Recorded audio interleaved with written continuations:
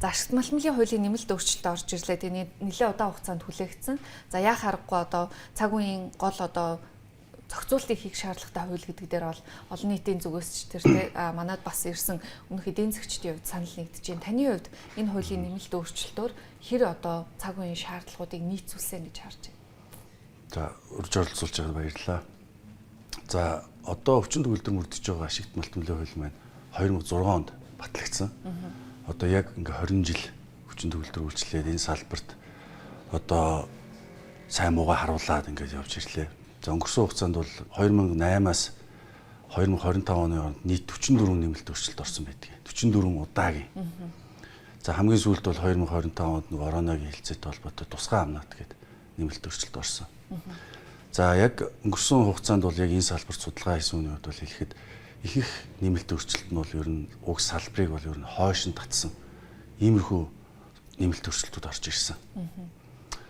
За тиймдээч өнөөдөр та бүхэн харж байна те уул уурхайн салбарт хөрөнгө оруулалт бол эрс багасчихсан те өнөөдөр татварт орж ирж байгаа мөнгө нь одоо үндсэндээ одоо хэд дахин буурчихсан ч байдаг юм те иймэрхүү нөхцөл байдал ажиглагдчихж байгаа.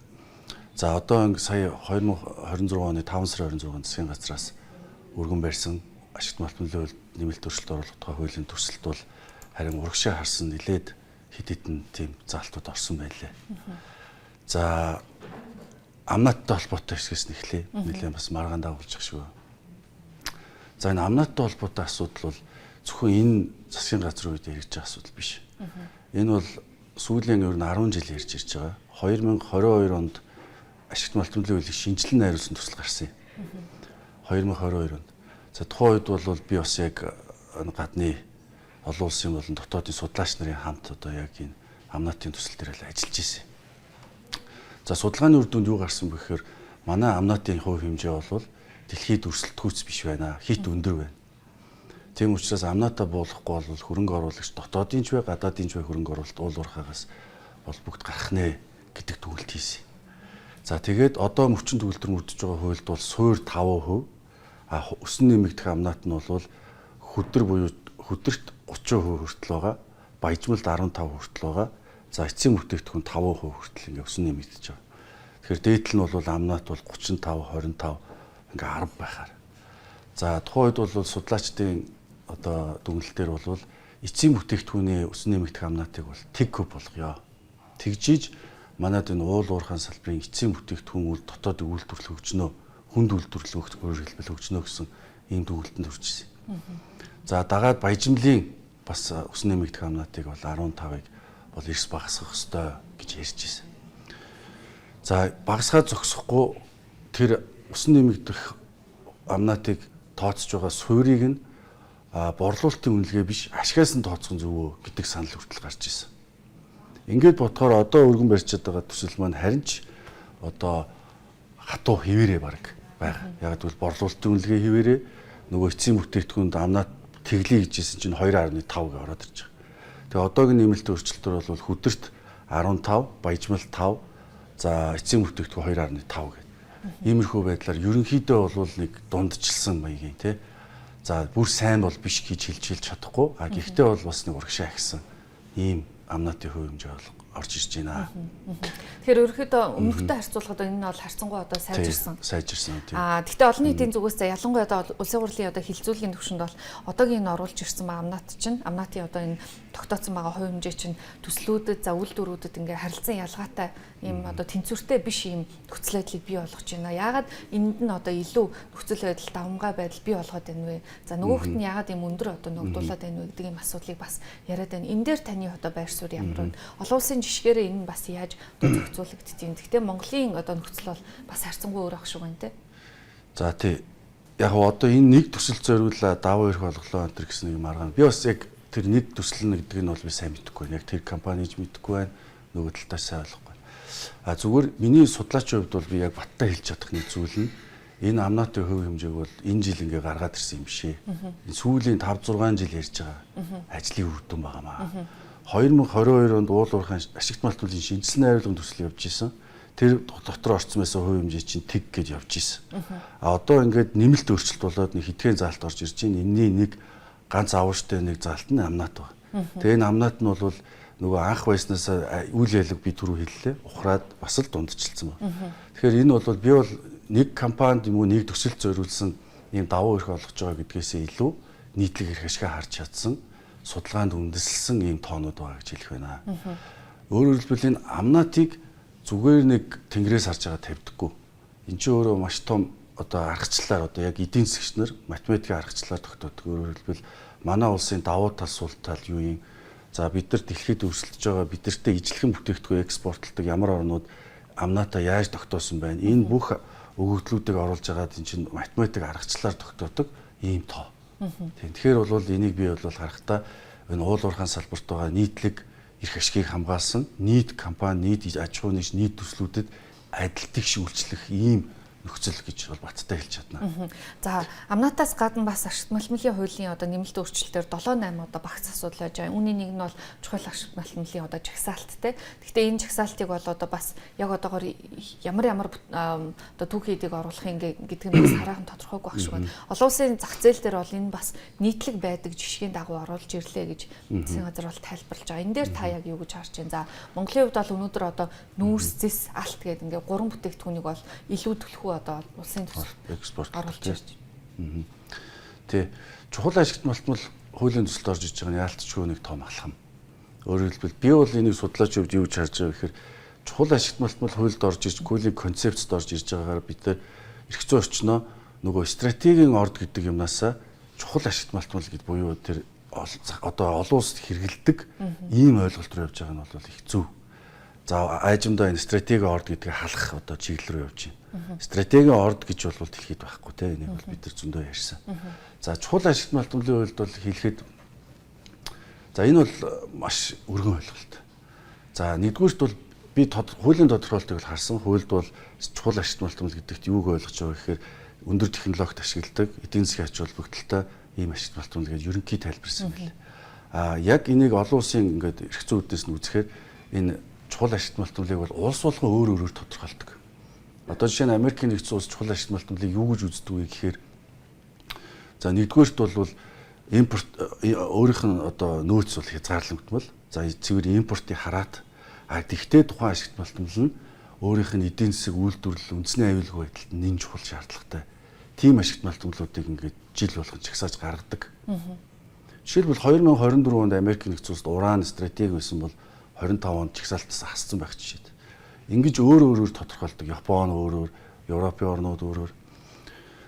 За энд бол яг нэг зүйл дүр зураг харагдаж байна. Тухайн улсынх нь эдийн засгт ач холбогдолтой тий. За манай тодорхойлолтоор бол өндөр технологид ач холбогдолтой гэж. Тэгвэл Монгол улсын эдийн засгт төр чухал ач холбогдол ямар ач холбогдолтой. Бид нар өөрсдөө үйлдвэрлэгч биш тий. Бид нар өндөр технологи үйлдвэрлэдэг. Тэгэхээр бид нар одоо тэр чухал ач холбогдлыг олборлоод одоо яах гэж одоо тэрийг тодорхойлж байгаа гэдгийг маш оновчтой тодорхойлох хэрэгтэй.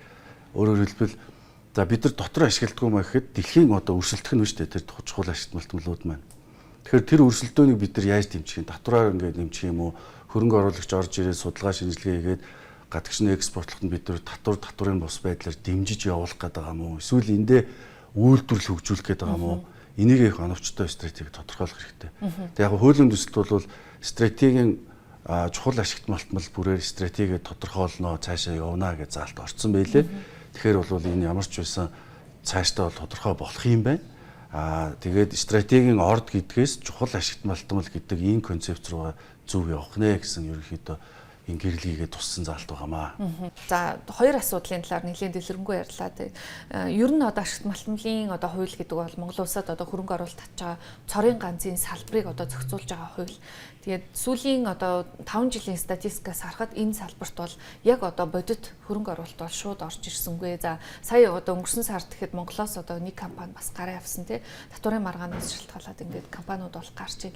Ер нь зүгээр энэ салбарыг аваад үзэх юм бол яг одоо ямар зохицуулалт шаардлагатай байна гэж харж байна. Зөвхөн ингээд жижиг одоо засваруудыг хийснээрээ энэ салбарын хөрөнгө оруулалт татах тийм одоо потенциал нь бүр нэгдэхгүй гэж бас зарим хүмүүс ярьж байна. Эмтэй та хэр санал нэгдэг? За тийм. За өнгөрсөн жилүүд би түрүүлсэн ингээд олон гадна дотны судалгааны байгууллагатай хамтраад ингээд судлаа явахд бол мэдээж хөндлөнгөөс ингээд харахаар яг манай нөгөө асуудлууд харагддагтай боддоор. За энд ингээд юм асуудлууд байна. Тэгээд хамгийн ингээд тон зургаараа харахаар манайх энэ амнат татвартай гэдэг юмтайгаа зууралдаад ингээ үндсэн салбараа татаж унаад байгаа байхгүй. Тэгэхээр миний бол бүр ингээ том зүгээрээ харахаар нэг санал өгдөг нь энэ ашигт малтмалын тухай хуулиас амнатын эсвэл гаргаад тэр татварын багц хууль руу ичмээр санагдаад байгаа. Тэгээд энэ ашигт малтмалын хууль уулуурхай хуулийн төслгээд хүртэл нэг хэсэг явж исэн одоо таг болсон байна. Энэ салбарын хууль тогтоомжийг нь аюулгүй хөгжүүлээд энэ олон улсын зэрэгт хүргчмээр байгаа байхгүй. За олон улсад тэрэнд ямар зохицуултууд одоо шаардлагатай байна? За одоо жишээлбэл ингэж байгаа. Бид нар юу хөгжүүлэх ёстой вэ гэдгийг харахаар одоо бид нар хаана явж байгаа вэ гэдгээ. За бид нар бол үндсэндээ хайгуул зогссон байна тий. Чи уул уурхай хөгжихийн тулд хайгуул зэрэгцэж явж явах ёстой. Яг тэгвэл нэг хайгуул эхлээд доод нь 10-аас 15 жилийн дараа нэг төсөл эхлэх шат руу орно. Тэгтэл хугацаа маш их ордог учраас энэ төслийн хувьд салбарын хувьд хугацаа их ордог учраас аль болох хайгуулаа их зэрэгцээ хөгжүүлэх ёстой. Одоо хайгуул бол өргөдөл тендергээд тендерээр сүүлийн үед явсан тендерээр орж ирэх хүн байхгүй болсон учраас одоо хайгуулын лиценз олгохдгоо болцсон. Тэгэхээр шинэ хуулийн төсөлд нэг зөв санаа орсон юу вэ гэхээр за эрэл хайгуулын тусгай зөвшөөрөл гэж цаг алдаж байхаар 2 жилийн хугацаатай ийм гэрээ байгуулчихъя. Төр нэгэнд одоо хайгуулын ажлаа өөрийн зардлаар хийх боломжгүй байгаа учраас энэ хувийн хвшлийг оролцуулъя. Ингээд богино хугацааны гэрээгээр эрлийн ажил хийх юм гэрээ байгуулад тэр гүйцэтгснийхэн дагуу тэр аж ахуй нэгжүүд нь хайгуулын лиценз авах давуу тал бий болоод ингээд явдаг. Хайгуулыг дэмжсэн юм зохицуулт орсон хэцүү. За хайгуул нэгдүгээр асуудал. Хоёрдугаар асуудал нь бид түрүүлсэн нөгөө амнатын асуудал. За амнаатаа дагалдах ашигт малтмал гэж байгаа тий. Дагалдах элемент гэж. Дагалдах элемент эрдэс гэдэг. Тэгээ манайх яадаг вэ гэхээр баяжмалд байгаа бүх юм дээр ингээм амнаат ногдуулах гэдэг. Гэтэл тэр баяжмал чи хийлд аваад тэр бидний амнаат ногдуулчихад байгаа жижиг эрдэс элементүүд чинь торгуултай элемент буюу тэнд татвар ногдуулдаг гадаад гарахаар торгуул ногдуулдаг. Баяжмалд байгаа тэр жижиг элемент нь эсрэгээрээ. Тэгэхээр тэр эсрэгээрээ аж ахуй нэгжүүд зардал болж байхад манайх энд нь татвар ногдуулаад сууж байдаг. Гэх мэтлээ ингээд нөгөө олон улсад байгаа жишийг манай жишийг хоёр таахгүй байна. Тэгэхээр энийг өөрчлөөд яг олон улсын түвшинд нь аваачих асуудал байгаа. За дараагийн нэг асуудал нь бол олон улсад бол уул уурхайн асуудлууд бол бүгд ингээд кодекс журам байдлаар ингээд зохицуулагдчихлаа. Ингээд одоо аюулгүй байдал, байгаль орчин кодексүүд ингээд бүгд нарийн болцсон. Тэгэхээр бол бид нар яг тэр олон улсын кодексүүдийг нь хэрэгжүүлээд явчихад яг үндэ өнөөдөр ашигт малтмалын хууль заавал тэр нэг хүнд сурталтай төрийн бюрократик тим зохицуултуудыг тусгах шаардлага болцсон. Тэгэхээр аль болох энэ салбарыг либералчлах хэрэгтэй. Либералчлаад төр бол үндсэндээ хяналтаа тавиад татвараа авчина. Нөгөөдөлд бол уул уурхайн салбарынхан бол аль болох өөрсдөд нь тэр нөгөө байгаль орчин орон нутгийн иргэдтэй харилцах тэр асуудлуудыг нь өөрсдөд нь даатгах хэрэгтэй. Яг тэгвэл тэгтээдэргүй олон улсад тэр сайн жишээ, кодекс, дүрм журмууд нь хангалттай байгаа.